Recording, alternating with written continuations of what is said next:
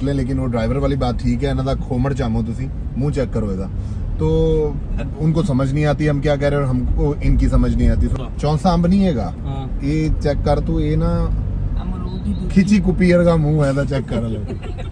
ये हमारी वो आखिरी आरामगाह है जिसके बाद हम अपना सफ़र का आगाज़ करने वाले थे, लेकिन उससे पहले इस आदमी को गौर से देखें। इसने हमारे साथ क्या किया ये मैं आपको बाद में बताऊंगा। खैर, हम इंजॉय कर रहे थे, हंस रहे थे, बातें कर रहे थे, मजाक कर रहे थे, क्योंकि हमें पता ही नहीं था कि आगे क्या होने वाला है। हम दुनिया में कहीं भी जा सकते थे, लेकिन हमने चूज़ किया थाईलैंड।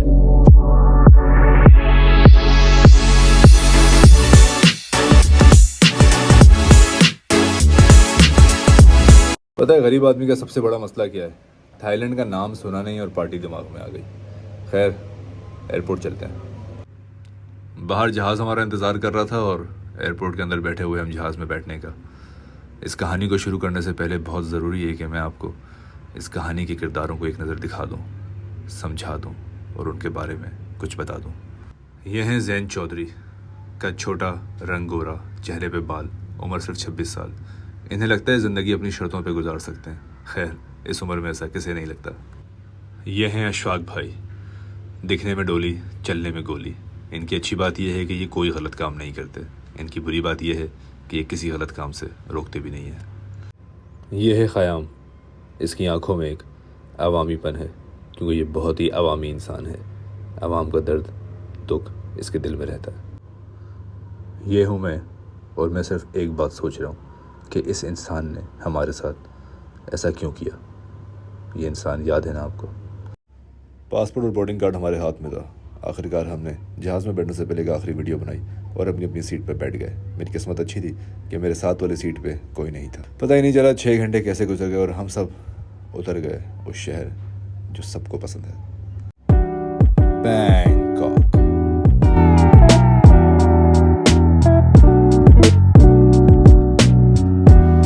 बैंकॉक के एयरपोर्ट से निकलने के बाद ही दिखने वाला ये पहला नज़ारा है। खैर, हमने भी ग्रैब मंगाई, गाड़ी में बैठे और निकल गए अपने होटल की तरफ। सच पूछो तो बैंकॉक की बात ही कुछ और है। खूबसूरत शहर और बहुत तेज़। आखिरकार हम अपने होटल पहुँचे और ये है मेरे रूम का एक छोटा सा टूर। रमादा का ये रूम थोड़ा छोटा था लेकिन अच्छा था। इसमें हमें मिला एक साइड टेबल, 2 पानी की बोतलें, एक नरम और मज़ेदार किस्म का बेड, एक जलता हुआ लैंप और ये शानदार नज़ारा। पर्दा हटा तो पता चला, ओह माय गॉड, हमें तो धोखा मिला है, नज़ारा तो मिला ही नहीं। खैर, कमरे को सामान में रखा, सामान को कमरे में रखा। रात की थकावट को भुलाते हुए एक दफ़ा फिर हम लोग फ़ौरन होटल से निकल गए, क्योंकि हमें लगी थी बहुत ज़ोर की भूख और हमारा मिशन ये था कि हमने हलाल खाना ढूंढना था, जो कि हमें बिल्कुल आइडिया नहीं था कहाँ से मिलेगा। इंटरनेट पे पीछे ख़याम अगर आप देखें तो फ़ोन पे रास्ता ढूंढने की कोशिश तो कर रहा है, लेकिन हमें मिल रहा है तो खाने के नाम पे बस ये पता नहीं ये क्या चीज़ें होती हैं, किस चीज़ की शॉप है ये। खैर, इसे इग्नोर करते हैं। चलने का सफ़र जारी रहा और हमें फिर रोड पे जो सीन्स दिखे खाने के, भाई वो कुछ ऐसे थे। फ्रूट थाईलैंड का बहुत मज़े का है, वो पोमग्रेनेट हो या बनानास हो या मैंगो हो, और फिर स्ट्रीट फूड इसका बहुत ही कमाल का है। लेकिन हलाल तो हम खा नहीं सकते, इसलिए हमें मिला एक इंडियन रेस्टोरेंट जिसकी बिरयानी तो बहुत ही कमाल की थी और चीज़ पनीर उससे भी ज़्यादा कमाल की।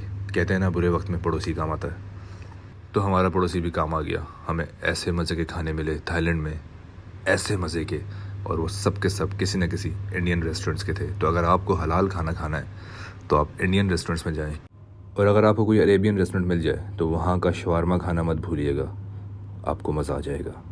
दोपहर का वक्त था, सूरज सर पे था, दोपहर के 12 बजे थे। गर्मी कड़ाके की थी, लेकिन हम भी लगन के पक्के, इरादों के सच्चे थे। होटल गए, कपड़े बदले और गाड़ी मंगाकर निकल गए हमारे पहले टूर पे। बाय द वे, ये सड़क जो आप देख रहे हैं इसे चाइना टाउन कहते हैं, चाइना टाउन मार्केट। अस्सलाम वालेकुम। डे 1 पहले अपने टूर की तरफ जा रहे हैं और ड्राइवर्स जो हमें मिल रहे हैं वो बॉटल मिल रहे हैं सुबह से। जो सुबह मिला था उसको भी हमारी समझ में नहीं आ रही थी, हम उसकी समझ में नहीं आ रही थी। जो अभी मिला है वो भी कुछ ऐसे ही सीन है। ये हमारी सवारी जा रही है। ख़याम साहब जो है परेशान है कि इनका फ़ोन चार्ज नहीं आ रहा। पहले गाड़ी चार्जिंग जी जी। अशफाक भाई कुछ बताएं ज़रा। हो मज़ेदार सफ़र शुरू हुआ है, रात से लाहौर से निकले हुए हैं। और पहली मुश्किल हमें जो सबसे बड़ी पेश आई वो ये कि यहाँ पे हमें हलाल फूड मिलना बड़ा मुश्किल था।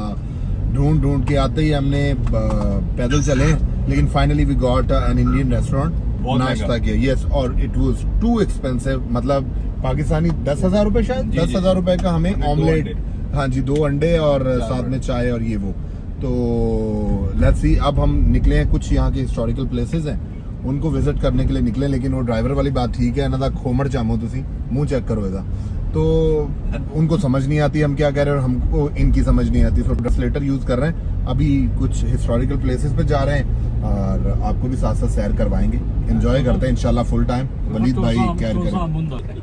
यार इसका तूने इतना बढ़ाया क्यों? जी तो वो भाई चार्जिंग पे लगा दे तो क्या मसला है आपको जैन साहब, क्या कह रहे हैं? यार एक तो पहली बात ये है कि तेरा मेरे चार्जर पे लाइट हिल नहीं आ नहीं रही, रहा। मैं बहुत काला लग रहा हूँ। तीजा चार्जर कट ले लगाओ।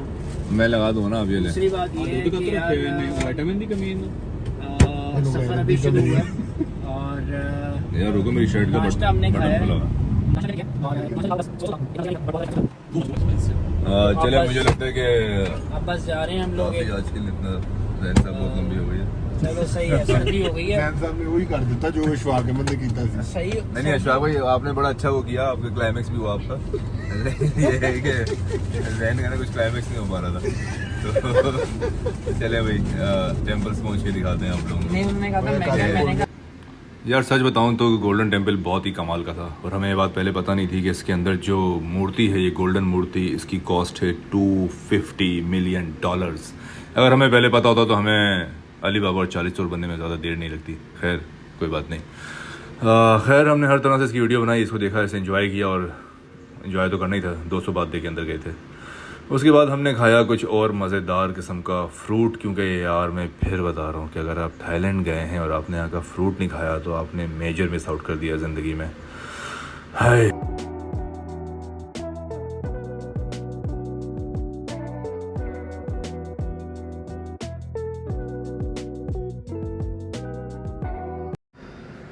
और फिर हमने एंजॉय की ये दुनिया की सबसे फेमस थाईलैंड की टुक टुक राइड।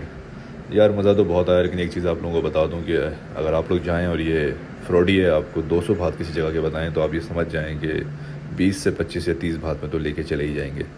खैर हम उतरे नाना स्ट्रीट में हमने देखा ये ख़तरनाक किस्म का एलियन, पता नहीं इसको क्यों खा रहे हैं बेचारे को। और फिर रात को हमने की आवारागर्दी शुरू। खैर डिफरेंट स्ट्रीट्स हैं वहाँ पे घूमने का, चलने फिरने का अपना ही मज़ा है, लेकिन फिर इस वक्त तक आपको बहुत कुछ याद आने लग जाता। हमें भी याद आने लग गया वही इंसान जो शुरू में दिखाया था, वो याद है ना आपको? खैर